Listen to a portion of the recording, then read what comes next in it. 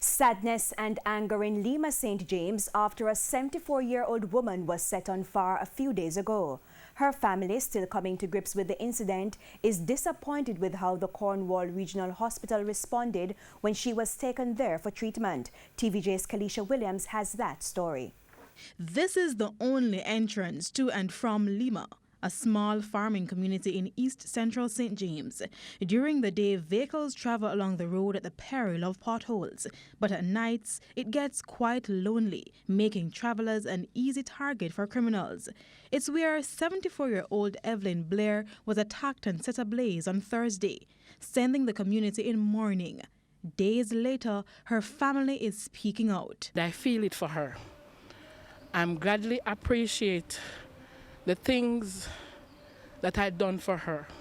I loved her, but I didn't expect that this would happen to her.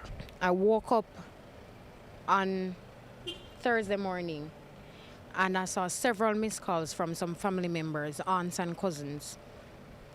And when I returned the call, I heard my aunt, she was crying, she was hysterical. She asked, "You hear what happened to Mama?" I said to her, "No, what happened, what really took place?"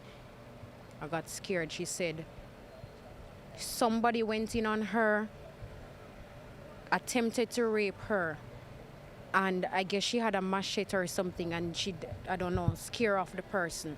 And that's when things took a turn for the worst. Because it's so dark and everything, she didn't see the person or whatever the case is, but she scared off the person with her machete. I know she was on her way to tell her about the situation when somebody walked upon her,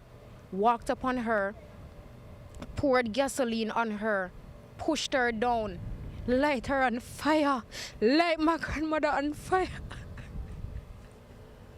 My grandmother is short, she's like 5 feet or 5'1", really slim. When I buy clothes for her, I buy extra small or small. She cannot fight off anybody. Fighting through tears, Miss Blair's granddaughter explained that her aunt acted quickly and took the 74-year-old to the Cornwall Regional Hospital.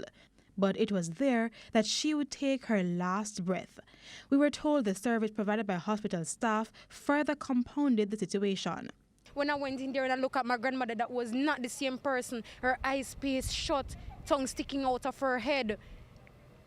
Cannot talk, cannot respond, nothing. She pointed out that up to the time of Miss Blair's death, she never received intensive care because the CRH is without an intensive care unit. I cannot understand, how is it she was in a room by herself. Nurse was always attending, always in, always out. One thing they assured me, they were trying their best. She said the doctors told her Miss Blair could not be transferred to the Falmouth Hospital because there was a shortage of bed space. At one point you hear there is no bed. Then another time you hear she cannot be moved. Then you hear a nurse come around and you say the only way she's going to, and she quote, I'm quoting her, the only way she's going to get a bed is if somebody else dies.